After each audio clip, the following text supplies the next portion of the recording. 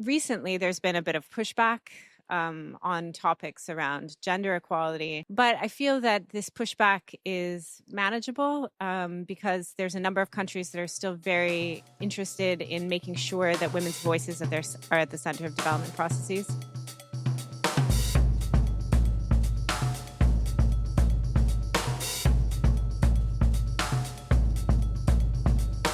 Hi, I'm Catherine Park. In this episode of The Work We Do, I sit down with Lauren Phillips, who recently became the Director of Partnerships and UN Collaboration Division here at FAO. Lauren and I talk about women, youth, and global financing in agri-food systems. Welcome to The Work We Do. Well, thank you so much for coming to the show, Lauren. Could you introduce yourself to the listeners? And I know you recently changed jobs, so maybe if you could talk about that a little bit. Sure. Thanks so much for inviting me. I'm Lauren Phillips. I am currently the Director of the Partnerships and UN Collaboration Division here at FAO. But I joined FAO just over 4 years ago. And for the first 4 years, I was Deputy Director of a division that works on rural poverty and livelihoods and also women's empowerment and agri-food systems. It's called Rural Transformation and Gender Equality Division. And I came to FAO after a diverse background. I worked in another sister UN agency, the International Fund for Agricultural Development here in Rome. But before that, I was a researcher and an academic. I taught at the London School of Economics, and I worked for a think tank that worked on development issues globally. Okay. So today we'll discuss the work you've done in your previous position. Yes, okay. Absolutely. All right, yeah. Great. I thought we could start by talking about women's empowerment because your work has focused on that. And for people like me who've been, in the field a little bit, the defining moment in a way was the Beijing platform in 1995. Yeah. So I wonder if you could maybe give us a broad overview on progress that has been made so far, or that have not been made. I think in general, there has been good progress of thinking seriously about the challenges of making sure that women have agency, are empowered, are participating in processes in all sorts of countries, in low-income countries and middle-income countries and even in high-income countries. And I feel like the scholarly attention on these kinds of questions has really, really grown and become much more sophisticated. And we have great knowledge about what works to help women's livelihoods improve, to help them earn more money, to help them feel that they have agency, even to address very difficult questions like social norms about what women are told by their communities they can and cannot do. But recently, there's been a bit of pushback on topics around gender equality, even though this is at the core of the Sustainable Development Goals, right? Sustainable Development Goal number 5 is really about gender equality and women's empowerment. So that's been a little bit difficult for people who have been doing this work for a long time.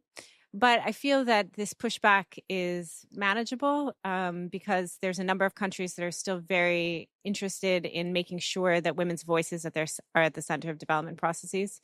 And so as FAO, we're working on that and continuing to make good progress, I think. Mm-hmm.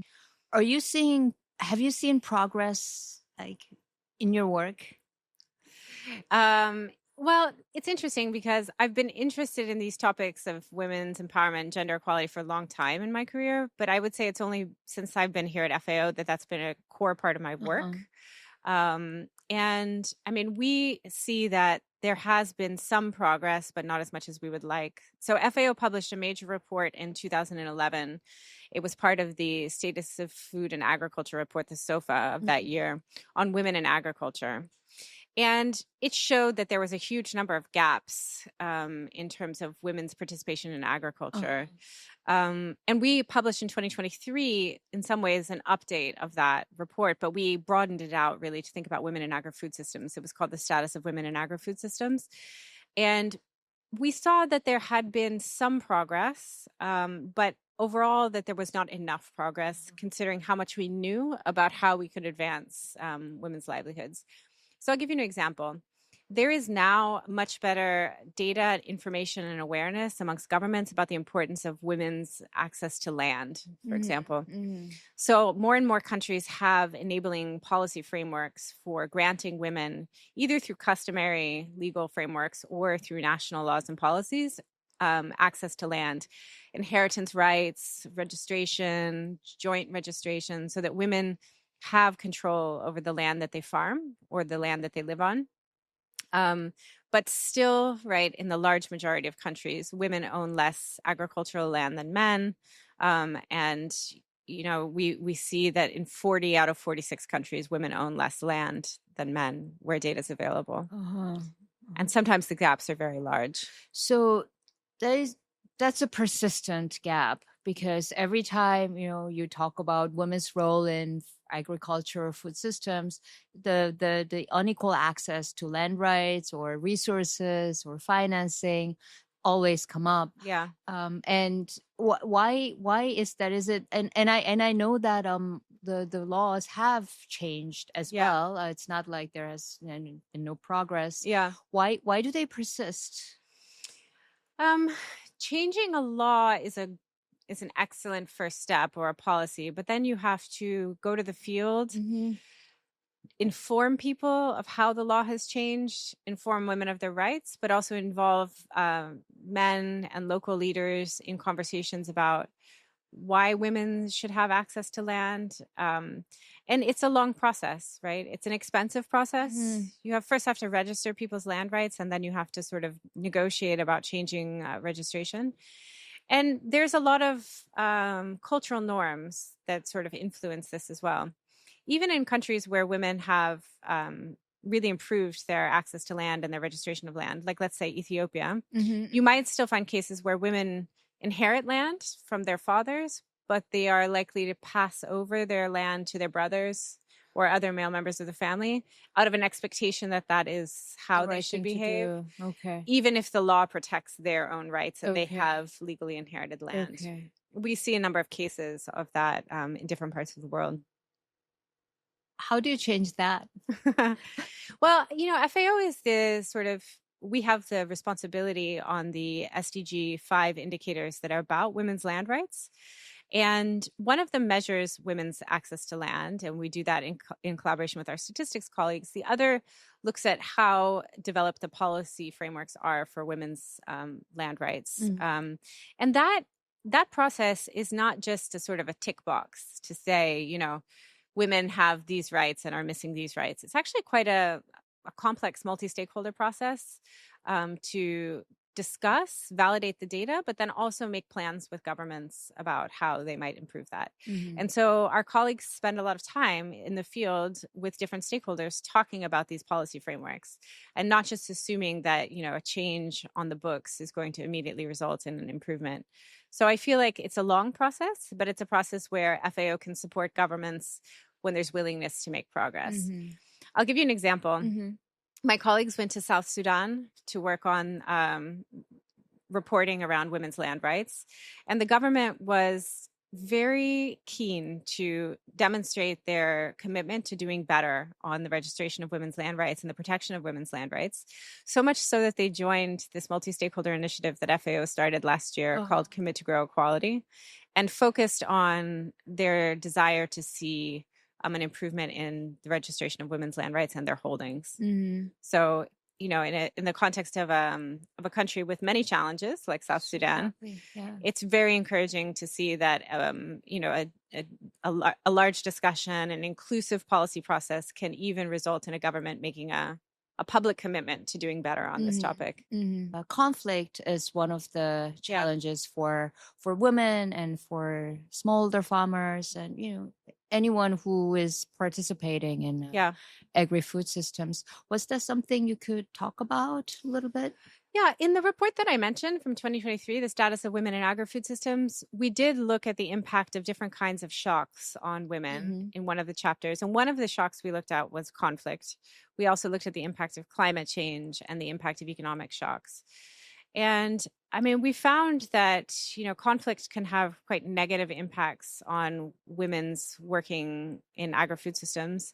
We found, for example, that their hours of agricultural labor tends to increase during conflicts.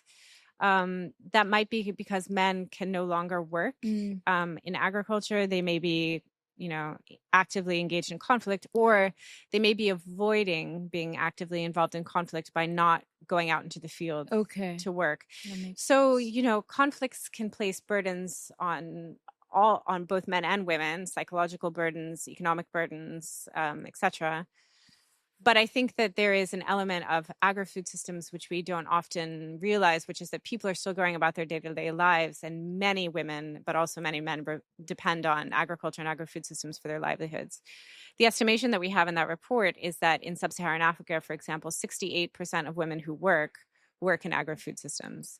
And it's even higher in South Asia because women's participation in the labor markets is where there is availability of work and opportunities. And so that means agriculture, but it also means working in markets or doing processing of foods for urban markets or for export.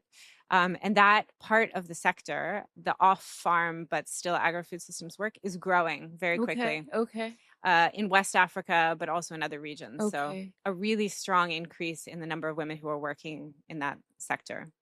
Perhaps maybe you could tell us a bit more about women's role, women's contribution in across the supply chains in agri-food systems, and maybe is that why the UN has decided to designate 2026 as the International Year of Women Farmer?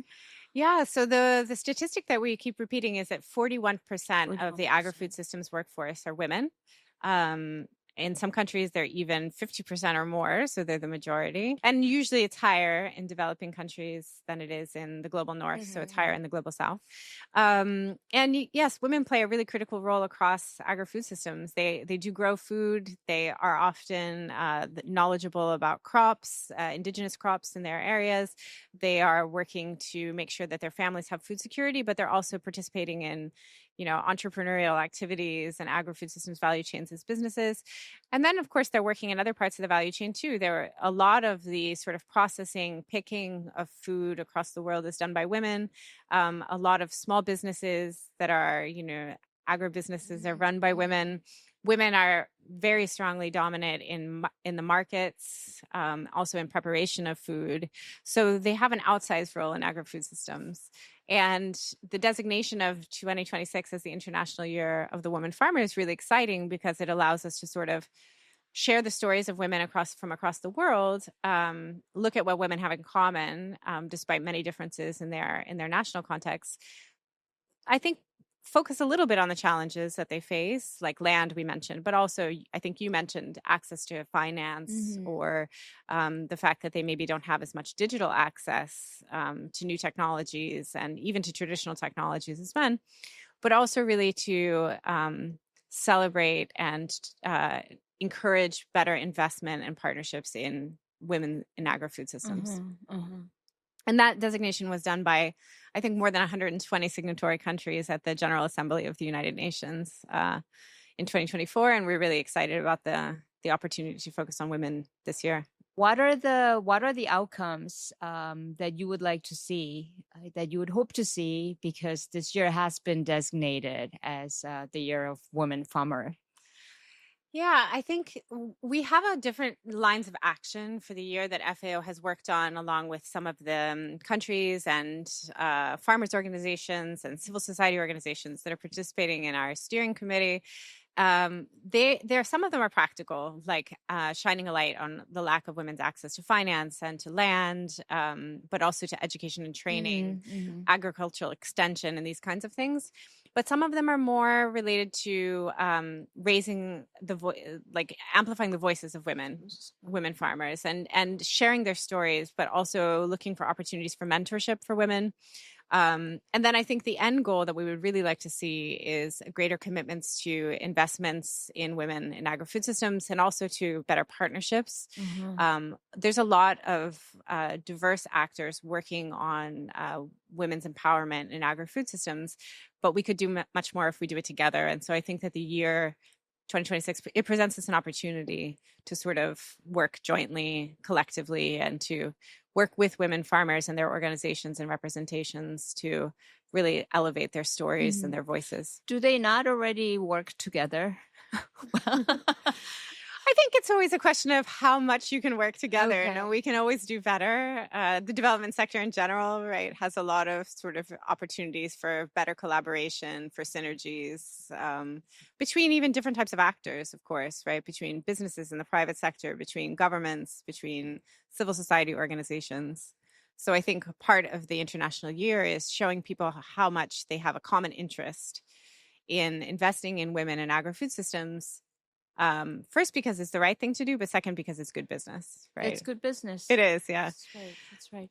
You mentioned mentorship Yes. For women farmers. Could you elaborate a bit on that? Yeah, FAO has been involved in some projects over the years, led by different divisions and different parts of the house on accelerating women's agribusinesses and providing them mentorship from other leaders in the field so that they can learn marketing skills, or they can learn about opportunities, they can learn on communications, financial opportunities, etc. And I think that that's really powerful. I mean, we know from our own professional lives that having somebody to ask questions to be inspired by is a really helpful thing. And so I think that we need more opportunities also for mentorship for women that are working in agri-food systems, whether they're helping to run a farmers organization or they're trying to scale up their business somewhere. Your research, one of them was reviewing all these policies, agricultural policies across 40 countries. And you found that you and your co-authors have found that maybe some of them were not as strong.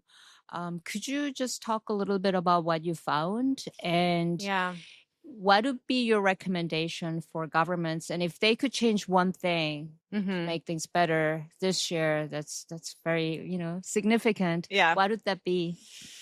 One thing. Okay. Well, first let's start with the analysis. So the colleagues here in FAO have created something called GAPO, which is an analysis tool with a methodology of looking at agricultural policies to see to what extent they consider women in agri-food systems. Now, what we found, and we have a scale, sort of, does it just mention women but not really propose anything? Does it propose something but not give any ideas of how that would be monitored, implemented, budgeted? Or does it do all of those things? Does it actually seek to have a sort of a transformative impact on women's participation in agriculture? And what we found is that an encouraging number of policies at least mention women when they're thinking about the challenges for agriculture or agri-food systems. So around 75% sort of at least have some mentions of women, but very few, less than 20%, go that step further, right, to really think about implementation, budgeting, and making sure that those policies can be implemented in practice. And so I think there's a big gap. We could do better and more on making sure that governments don't see women as something to be added at the end of a sentence, right? Like investing in, and then there's the line, no women, youth, and other marginalized groups, but really think through how the policy needs to be adapted to the circumstances that women face. I mean, I mentioned extension services before. I think that's a good example of something where we're sure that if you have an approach which really either provides extension for crops that women produce in a way that women can attend at times when they can attend, in places where they can attend, and often with a female extension officer so that there's no cultural problems with them attending a training session, or that they attend it with their husbands because they have a very active role in production. All of those things make a lot of sense. So what could governments do? What we have done in our reporting and our research is have a couple of calls to action. The first is to seek to close gaps between women and men in their wages in agri-food systems and in the productivity that they have on farms, because doing so could really contribute to $1 trillion of GDP globally in terms of economic growth, but also reduce food insecurity for 45 million people.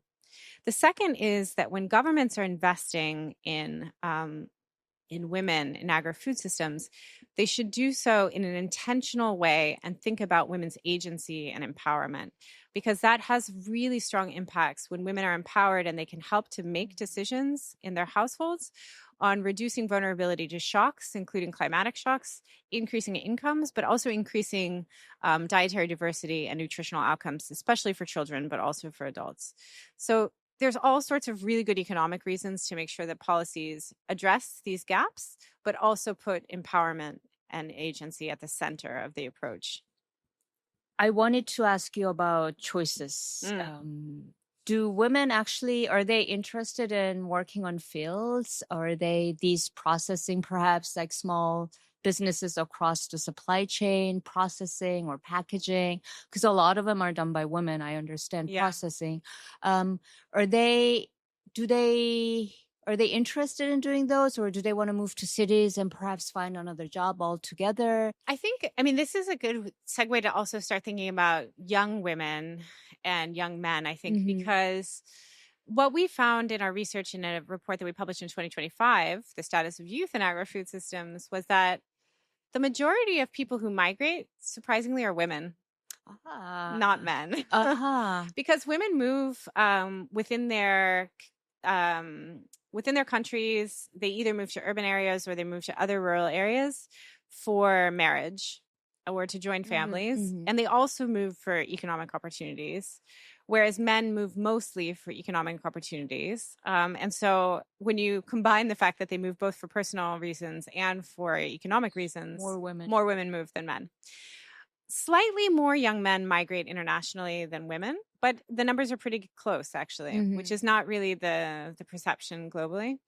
And so I think maybe young women maybe don't have as much agency as young men in imagining their future, but both young men and young women really do have ideas about what kind of work they would like to do. And it's not always the case that they want to run away from agriculture or agri-food systems. I think there's a diversification of opportunities in agri-food systems that has become slightly more attractive in some cases for young people. Should governments be worried about this rural to city migration? Yeah, I mean, I don't think worried is really the right term. I'd say that it depends on where you are. So one of the things that the youth report highlighted was that there's situations of youth scarcity where there's not very many young people in rural areas or anywhere really, that there's a demographic decline. So let's say in North America and Europe and parts of East Asia, maybe only 6 to 10% of the population is under the age of 25. Okay. But in parts of sub-Saharan Africa and South Asia, 40 to 60% will be in that age demographic. So I think that the policy response is different if you're in one context or the other. Let's say you're in Europe or East Asia. There, the policies have really tried to focus on intergenerational transfers. So giving opportunities from an older generation of farmers or people in agri-food systems to younger people. So there's been a lot of laws to encourage the handing over of land or of other agricultural assets through public policy and expenditure. But if you're in a country where 45, 50% of people are young in a generation. And a huge percentage of the opportunities come from agri-food systems, which is what we found, especially in countries which have, let's say, less transformed agri-food systems. So either they are countries which have suffered from protracted crisis, or they're countries where you don't have industrialized food systems or even really very strong urban and rural linkages. Their people will be working in agriculture and agri-food systems because that's really one of the few opportunities that exist. And so there, what's really important is to have policies that make the sector have opportunity to create decent jobs, to have supportive policies for agriculture, which encourage uptake of better technology, whether that's, drought-resistant seeds or if it's actually mechanization, and to provide training both in like primary, secondary schools, because the completion rates of secondary schooling in rural areas is much lower than it is in urban areas, especially for young women. So that there is a sort of a enabling policy environment for young people to work in agri-food systems so that they have access to better jobs, let's say, and better livelihoods. Are there enough support for them? I know this is just part of what we have been discussing. Yeah. Well, what we found actually about young women and young men is that young people are more likely to be working in agri-food systems than older people are. I mean, when we presented the report, we often said, like, think about your own first job. I mean, maybe you worked in a cafe. Maybe you worked on a farm. Maybe you worked selling food, right? A lot of young people get their start in agri-food systems in all types of different places in the world. And young women are particularly likely to stay in agri-food systems. So young men use agri-food systems as a sort of a springboard to get into other types of employment. And young women tend to stay. That's not necessarily a bad thing, but if the quality of the jobs are not very good, or they're informal, or they don't have access to, to use the income as they see fit, then that can be more difficult. Trap. Yeah. A bit of a trap. I mean, we think the agri-food systems can provide really good jobs for people and good livelihoods, but it's not always the case, unfortunately. Yeah. Under your leadership, we have had 2 major flagship reports launch. Could you tell us a bit more about what you worked on and why they're important, and why we need more evidence-based like this as part of FAO's public goods? Yeah, so in collaboration with Ben Davis, who's the director of ESP, and a very large team of people both inside of FAO and outside of FAO, including colleagues from other divisions inside of FAO, we published a series of reports. In 2023, the status of women in agri-food systems. In 2024, a report called The Unjust Climate, which looked at the impact of climatic shocks on the poor, on women, and on young and older people. And then in 2025, the status of youth and agri-food systems report. And all three, well, let's say they were doing slightly different work, but the youth and women report were really trying to survey all of the literature that's available about women or youth in agri-food systems and learn from that that data and evidence in order to say something about the type of work that young people have in agri-food systems, or that women have in agri-food systems, the types of gaps that they face, and what policies have proven effective to overcome those gaps and challenges. And I think it's a really important role for FAO. We are not necessarily generating only new information, data, and evidence. We also have a responsibility to help people to sift through all of the existing data and evidence, and to, I think, create a sort of a set of policy findings which can be utilized by different types of actors, right? And so it's really been helpful in the case of the Status of Women in Agri-Food Systems report to use this as a sort of as a set of call to action for different kinds of actors. And we've sort of pursued a number of initiatives after the publication of this report. One is this Commit to Grow Equality initiative, which is a multi-stakeholder platform to ask governments, companies, NGOs, foundations to commit to doing more and better, and to be transparent about what they're doing about women in agri-food systems. And on the youth report, right, it really provides us an opportunity with, FAO has this amazing youth forum as part of the World Food Forum. And the Office of Youth and Women really has a very strong way of having policy conversations with young people. And this is really a great basis of evidence so that young people can take this and be armed with this evidence when they go and have conversations about how they would like to see change occur. So I want to put this up so it's recorded in the camera. It's very large and very heavy. It's a very large and heavy This one is a little bit less large and heavy, but I didn't realize this because I just read it online. So it's a very substantial body of work. Do young people have a place on the decision making table? Not enough. Okay. Not enough. And we tried to include them in the production of this report. Okay. And I think that the Office of Youth and Women and the World Food Forum do a really good job of involving people in policy conversations. But what young people tend to say is that their participation can feel a bit tokenistic. Like they're invited, but then they don't really feel like their feedback is, is incorporated in a way that's meaningful, or they don't hear back the outcomes of the things that they have told us, right? And so one of the things that we pointed out in this report is that young people, they need all sorts of access to capital, right? They need land, but they need also, labor skills, but they also need social capital. And they don't necessarily have as many networks as people who are more advanced in their careers. Mentors. They don't have mentors. They maybe aren't part of organizations that can help them and support them. They maybe are doing something for the first time. Their families may be in their families might just be working in agriculture, but they may have like an ambition to be part of a more dynamic value chain and export. And they need this social capital in order to succeed in agri-food systems. And so one way that they can gain social capital is by participating in organizations and policy processes. And so that's a really critical and important part of making sure that their voices are heard, but also that it has a benefit for their own ability to advance in their livelihoods and careers. So perhaps this is a good segue to talk about youth unemployment, because that's a global issue and does not seem to be going away. Could you talk a bit more about that, perhaps within the agri-food systems setting, but also, more globally?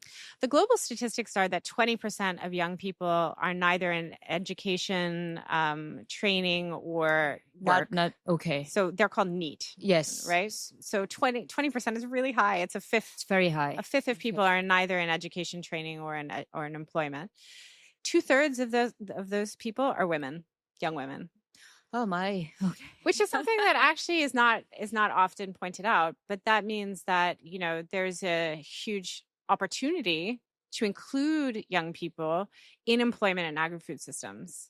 So in this report, we made some estimates about the impact on the global economy if we could bring those young people that are out of work or out of training into agri-food systems. And we estimated that it could increase global GDP by $680 billion US, which is a lot of money. It's a lot of money. So, as I mentioned, right, in some places you have a huge number of young people living in rural areas or in, in areas that are semi-urban, and those people have a really big opportunity to have better jobs and work in agri-food systems. And doing so could have this huge benefit for the global economy. And so this is a really important finding of this report. Do we know why 2/3 of that group is women?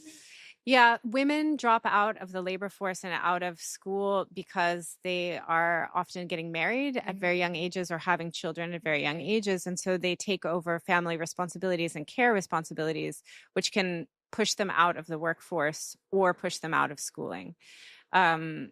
The report looks at, for example, the nutritional needs of young people, which are slightly different than adults, but it also tries to pay attention to the fact that many young women are actually young mothers, and so they actually have additional nutritional needs. And we have some statistics there about, the first stage of pregnancy and the way that this can change nutritional needs. But when young people form families, which can be a source of migration, as I mentioned before, young women often step back from paid work, but take up very large burdens and responsibilities of care work and unpaid domestic work, basically. Yeah. What can they do generally, what could young people do to make their contribution to the sector that they're involved in? Yeah.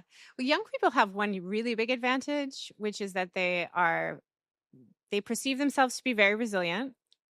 even to difficult circumstances and shocks. They have really good access to technology. They are much more likely to be online or digitally connected or using new types of technologies than people of older generations. And when you combine these two things, that they are looking for ways to overcome difficult situations and that they use technology to do that, they can really help to transform agri-food systems. The sort of slogan of this report was "Youth Move Food Forward." Right. So they're pushing agri-food systems forward with their passion, their ability to channel new ideas and new technologies. And so I think that when you see, for example, the increase in the use of digital platforms for trading, for exchange of information, even of marketing, we see a lot of young agri-food influencers on platforms like social media, which is a really interesting phenomenon. It also can help to make other people interested in seeing that there's a good livelihood to be made in agriculture. Yeah, a lot of the startups, Exactly. technology-based startups in Africa or Asia, they're run by young people. So exactly. that's very promising. Yeah. What about for the policymakers? Yeah. Are they aware of these big advantages, the edges? I feel like they are aware of the advantages of bringing young people in, but maybe they don't have necessarily good ideas of how to do that. And the report sort of says, you can do. There's a variety of important things to do. One of them is to make sure that there is good policies to enable, in general, the agri-food systems to be places where people want to work and where you can, have a good job, basically. And I sort of mentioned some of the ways that you can do that, right?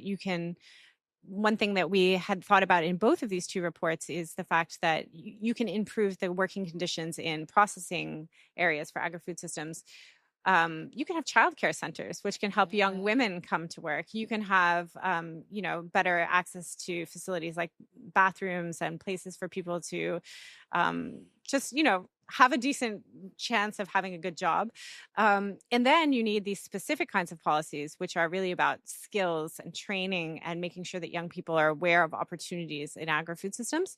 But you need these two things together, the macroeconomic policies around good work and decent work in agri-food systems, and then the sort of specific youth-oriented policies. And they have to be together. And then, encouraging platforms so that young people can participate in policy processes, in rural organizations, in business organizations, and mentorship programs. And would that be part of ensuring that, FAO not just publish and make these public goods available, but also make sure that they are used okay. I think that the youth forum is a really great way for us to let this message be heard by young people, and they can bring it back to their own countries. So there's chapters that the Office of Youth and Women has helped to establish in many different countries around the world, and young people are reading. I met with a group of university students just last week from China, and I saw that they all had the Mandarin translation of the overview of the report in their hand, and that's really encouraging to me because they can bring back those messages and findings, and make them better known, help to socialize them within the conversations they're having with local actors, but also with national policymakers, I think. So you're one of the co-authors of this new report that just came out. It's called The Financing for Food for Better Future. Yeah. Could you tell us a bit about what you found, the major findings of the report and the takeaways? Yeah, so this report was published in July, or it was published for a conference that happened in July of 2025, which was the Financing for Development conference that happened in Seville.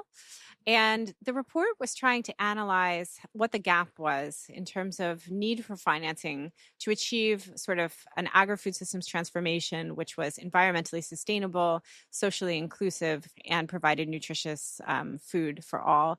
And we found that the gap is between $6 and $8 billion annually. So a huge gap in terms of resources and investment. And that's because agri-food systems are a huge part of the global economy. Almost half of people in the world depend on agri-food systems for their livelihoods, either directly or indirectly. And we know that they have a huge role in greenhouse gas emission, but also in, ensuring that there is an economy which is growing actively and where there's opportunities for all. And so the report found that the gaps were significant in two ways. First, there's just not enough money being invested in agriculture and agri-food systems because it's often perceived to be a very risky industry or a low returns industry. So there's just not even enough money going to sort of the biggest actors in the sector. There is innovation in financing for agri-food systems, but there's less innovation in this part of the sector than in other financing streams. So we increasingly have sort of debt for nature swaps or climate bonds. There are some interesting ways to finance, public-private ways to finance agri-food systems, but there's not enough. And then of that limited amount of money which is available, it actually doesn't get down to the most needy people, who are often smallholder farmers, women, and youth, right? Who are really not able to access the increases in the climate financing, which is going to agri-food systems, for example, or even in getting sort of more and greater investment for their businesses. And so the report came up with a lot of reasons why this could be very transformative for global economies, but also for people's livelihoods, and made suggestions about things that we could be doing better. A lot of it has to do with innovation, but part of it is also channeling public resources, both within countries and from the international system, to more productive agri-food systems investments. But there is innovation, efforts to innovate financing within agri-food systems, no? Could There you is. talk about that a little bit? Yeah, so there's, I would say, let's talk about two types of innovation. Okay. So in the climate space, there's increasingly bonds that are issued in order to do work on climate smart practices in agriculture or agri-food systems. So this could be either companies, or it could be countries which are looking for debt in order to finance climate resilient technologies in agri-food systems. Another innovation has been on gender sensitive investments. So there's an increasing interest in looking at flows of money which will be dedicated to supporting women, gender equality, and women's empowerment. And there is a nice space between that and agri-food systems because so many women work in agri-food systems. So the report comes up with a number of innovations, has cases from all over the world of things that are really interesting and working well. But overall, we need to amplify, scale those cases in order to be able to transform the sector. A lot of the smallholders are women farmers. Also, yeah. Smallholder farmers are often family farms, so that's maybe everyone is participating, but women are definitely contributing a huge percentage of the labor to those family farms and smallholder farms. What gives you confidence or hope that this collective effort to transform agri-food systems will be successful? I think what gives me hope is that I've seen a huge diversity of actors really take up the messages from the work that we've been doing around women in agri-food systems and youth in agri-food systems. I see, NGOs and farmers organizations really interested in talking about women and youth in agri-food systems. I see the Decade of Family Farming, which is hosted here in FAO. They have a whole pillar on women as family farmers, and they are really keen to make sure that during 2026 and the International Year of the Woman Farmer that we amplify those messages. There has been really strong work with parliamentarians, for example, on highlighting how women could be better participating in agri-food systems, and women parliamentarians themselves speaking out about this. Companies also see the business case for investing in young people in agri-food systems and in women in agri-food systems. And during the Hand in Hand Investment Forum in 2025, we held a major thematic session on this topic and heard from some really inspiring young agripreneurs that were women, and from other actors like the MasterCard Foundation, which is really investing in this space. So I feel like there's positive momentum when people have good evidence about policies that work and about why investments matter in young people and women in agri-food systems. They start to take action. I think what's needed is just consistent focus on these topics. And I think that we have a really nice opportunity in 2026 to keep doing this with the International Year of the Woman Farmer, but also because FAO has really a strong focus on young people in agri-food systems as a source of innovation and as a source of optimism in the transformation of agri-food systems. Thank you so much for coming and sharing your experience, Lauren. Thank you.